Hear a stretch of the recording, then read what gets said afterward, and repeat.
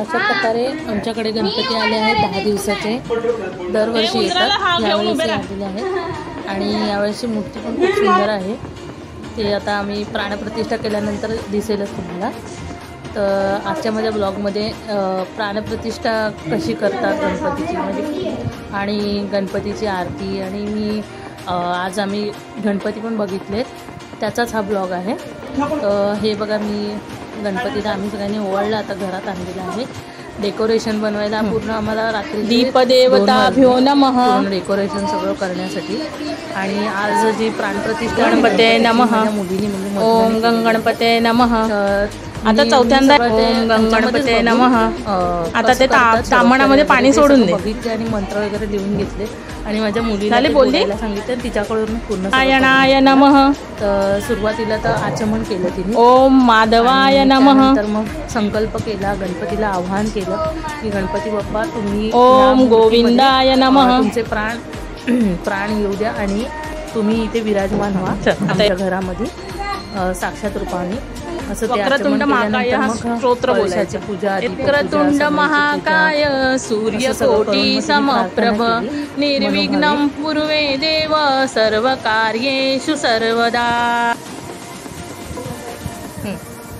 नंतर मग ओम गणपते देवताभ्यो नमः. स्नानं समर्पयामि. श्री महागणपते नमः. शुद्धोदक स्नानं समर्पयामि. पंचामृतनी स्नान घातलं. त्यानंतर गणपतीला पाण्याच्या विड्यावरती ठेवले 2 विडे फूल वाहा आणि मंत्र बोलली ती मधुरा त्याच्यामध्ये. आणि त्यानंतर मग फूल टाक. पुढे गणपतीला आता पाटावर बसवलं, हळद कुंकू अक्षता वाहून हे वस्त्र घातलं, डोळ्यांना लाव दोन्ही. आणि आता मूर्तीमध्ये जास्त नको लावूस, हातांना लाव. तर आधी सुरुवातीला गणपतीच्या हृदयावरती पायांना लाव. एका पायाला लागलं तरी ठीक आहे आणि पोटाला लाव. स्किप झालं माझ्याकडे. आणि गणपतीच्या पायाजवळ ठेवून आपल्या हृदयावरती एक हात ठेवायचा, खाली ठेव, खाली नाही, छोट्या गणपतीजवळ ठेव. तो श्लोक बोलायचा, तो श्लोक सुद्धा ती बोलली. आणि त्यानंतर मग हे असं जानवं घातलं, खांद्यावरून तिरकं घ्यायचं आणि वस्त्र घातलं आणि मागे टाकाना मग थोडंसं असं करायचं. व्यवस्थित गणपतीला पुन्हा ओवाळून वगैरे ते अलंकार नंतर काढते, मध्ये वगैरे आरती केली. मागे मारता गाठ मारावी लागते.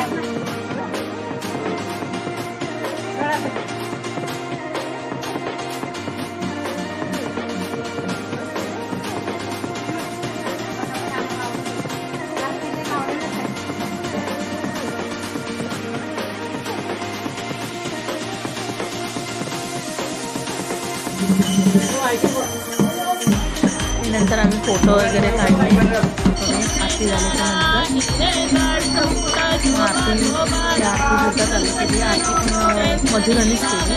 तिला सुद्धा सगळ्या आरत्या पाठ आहेत, लहानपणापासून ते त्यामुळे त्यांच्या मित्रमैत्रिणीमध्ये आरतीमध्ये लीड करत असते ते आरती.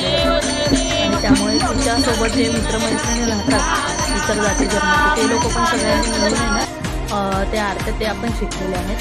मी असं जाती धर्माचं वगैरे काही बोलत नाही आहे, सगळे एकच आहेत माझ्यासाठी. मला ते मी हे सगळ्या गोष्टी मानत सुद्धा नाही, फक्त सांगते की